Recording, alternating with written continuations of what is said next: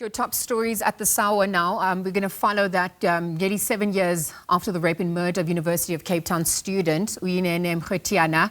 There's a walk of remembrance that's taking place this morning and is alongside the route that she once walked in pursuit of education. Now, our reporter Tando Ntunja is going to be joining us more for the story. Tando, it's a very somber time for the family, particularly during Women's Month, as we also just reflect on Uyinene's life and at times. Perhaps you can tell us a little bit more about the intention behind this walk of remembrance and what's in store as we continue to pay homage to her life. Yes, good morning. Yes, somber time, but actually we have a lot to be thankful for. Simple things like the clear weather today ahead of this commemorative walk, which is in its 5th year this year. And we're actually standing outside Ross Common private residence, which is where Uyinene lived at the time of her rather brutal killing itself. And I actually have Uyinene's mother standing by, Uyinene Mrwetyana, and she's also the co-founder of the Uyinene Mrwetyana Foundation. Mama, thank you so much for your time this morning on Morning Live.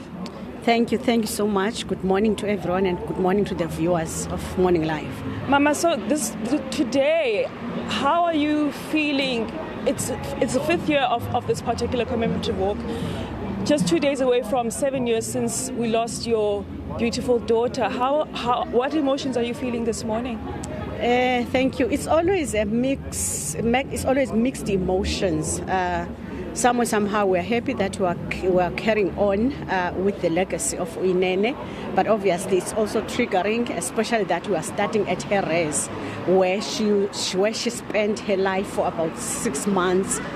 So I would say from my side it's mixed emotions, but I'm very happy that we are continuing with her legacy. We continue with these walks to raise awareness about gender-based violence and femicide, and to also psycho-educate each other and to remind each other that this is still a challenge for the country. Every day you hear about a young person that has been brutally killed through gender-based violence and femicide. Yes, and also on that issue of gender-based violence, in fact, the foundation is also opening up the conversation on gender-based violence and incorporating, for instance, some of the more renowned or perpetrators of gender-based violence, mainly being men, incorporating men in this memorial walk today. Can you tell us a bit more about that, the organizations that are participating in today's walk? Oh, thank you so much. Today we are partnering with the University of Cape Town, UCT, as well as Langa for Men. And we are very strategic about that because we believe that if we develop young men to be empathetic, as well as men that do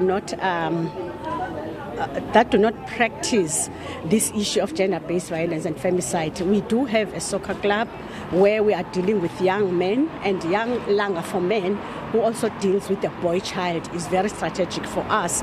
We believe that men should lead this fight because they are the perpetrators at the end of the day. We also work with schools. That's why schools will be here from Langa to ensure that we nip, this social ill. Right when young people are still very young and are still able to be educated around this.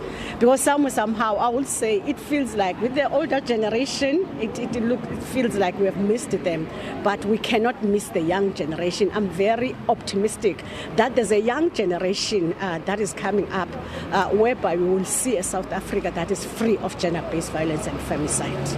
Hey, Mama, so multiple organizations participating in this anti-GBV organization, school children